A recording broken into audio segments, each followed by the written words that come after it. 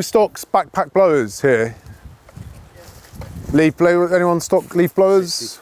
Again, we'll just touch on these quickly. There is a 24-volt leaf blower, but that's quite a lightweight, easy to use. I wouldn't say it has the kind of airspeed or wind speed to tackle large areas of lawn, but if you're doing lawn cutting, or if you just want to clear out the back of a truck, or just take off the occasional bit of leaf fall, the 24-volt will do it. But the 48-volt, that packs 120 miles per hour wind speed. The Greenworks blowers are all axial blowers. They've all got lock-off trigger. That's on the lower setting. They've got a turbo button on the top to give you more acceleration when you need it. That turbo button is a real asset. It means you're not going to draw the battery down, because I'll be the first to admit, when it comes to leaf blowers, these have a big pull on your batteries.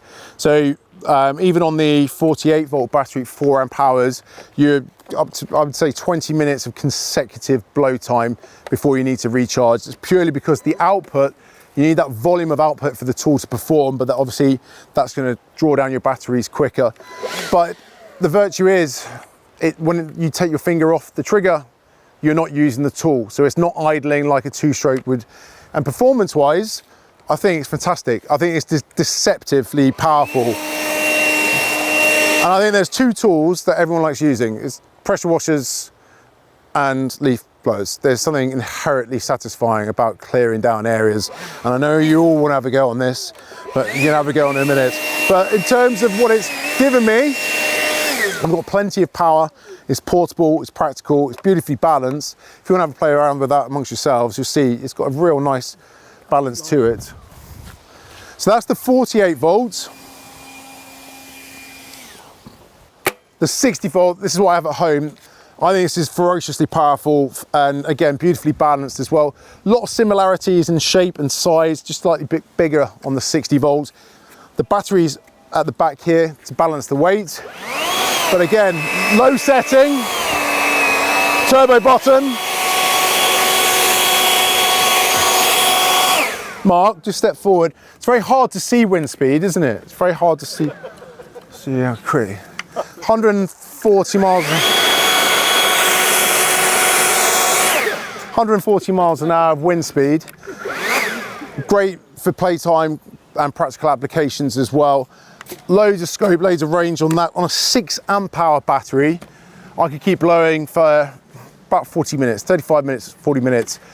Obviously, depending on how much I press the turbo button, and just like my lawnmowers, I've got a turbo button. I'm not just going to leave it there. I'm going to use it, but it makes a huge difference. So I asked, this is where Mark was last night. It was down here, wasn't it? Have you tidied up after yourself? But can you see the volume of material I can lift? And as an end user and as a landscaper, you never know what you're going to find in a pile of leaves, especially come the winter months, wet leaves sitting on the ground. You don't want to put your hands in there. In terms of practical performance to your consumer, your customer, again, making things easier, no cords, no cable, no fuel. I don't think many domestic gardeners would keep a petrol blower in their shed.